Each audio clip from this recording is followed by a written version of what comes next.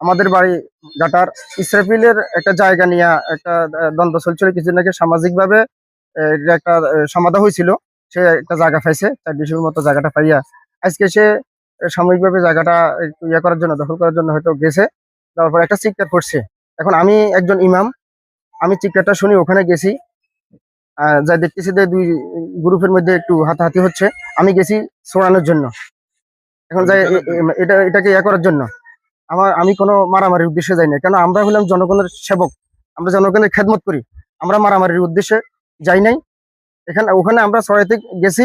এখন আনোয়ার হোসেন আনু এবং দেলোয়ান হোসেন অতর্কিত ভাবে সে ওহিদুর রহমান সহকারে তার ছেলে নিয়ে তারা মহিলা নিয়ে আমাদেরকে ব্যাট দিয়া অতর্কিত ভাবে হামলা করে আমার মাথাটা ফাটাইছে, আমার ছোট ভাইয়ের হাতটা ফাটাই দিছে। আমি দেশবাসীর কাছে অনুরোধ করতেছি এটাই যে আমি মসজিদের ইমামতি করি, আমি জনগণের সেবা করি, আমি কারো কাছে কোনো মারামারির উদ্দেশ্যে যাই নাই।